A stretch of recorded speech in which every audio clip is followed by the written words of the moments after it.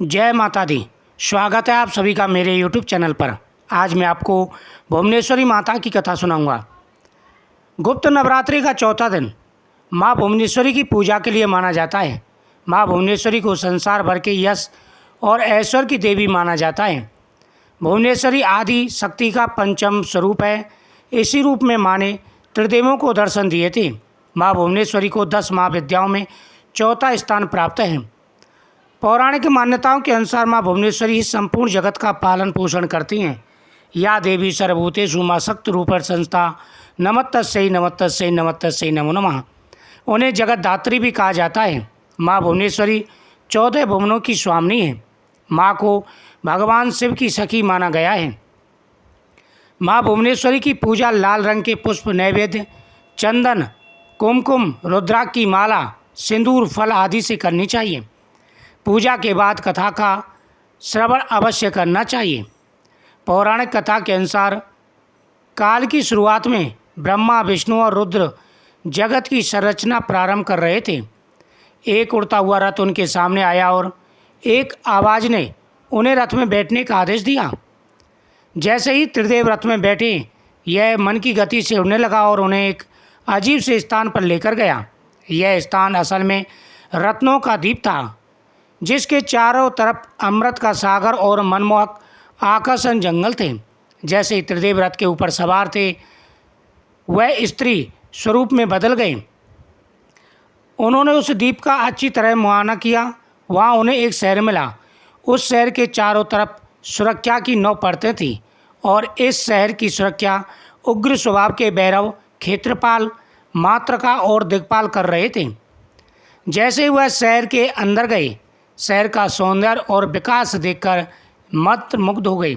आखिरकार वे शहर के अंदर स्थित मुख्य राजमहल में पहुंचे, जिसका नाम चिंतामणि गृह था और जिसकी सुरक्षा योगिनियाँ कर रही थीं।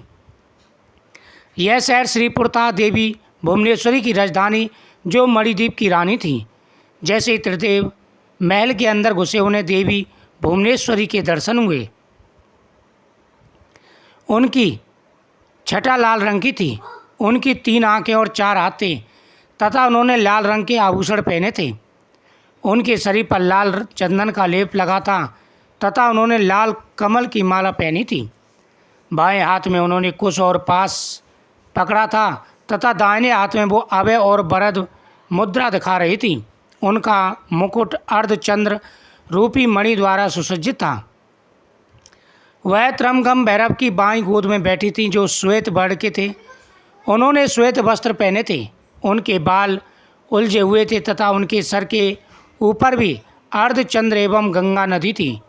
उनके 5 चेहरे थे तथा हर एक चेहरे में 3 आँखें थीं। उनके 4 हाथ थे तथा उन्होंने त्रिशूल फरसे लेने के साथ वरदा और अभय मुद्रा भी प्रदर्शित की हुई थी। देवी भुवनेश्वरी और त्रमकम भैरव पंच प्रेत आसन पर विराजमान थे। पंच प्रेतासन वह सिंहासन है जिसमें परम शिवा गद्दी के रूप में तथा 5 पैरों के स्थान पर सदाशिव, ईश्वर, रुद्र, विष्णु और ब्रह्मा स्थापित हैं। इन सब की सेवा में अनेक योगिनियाँ थीं।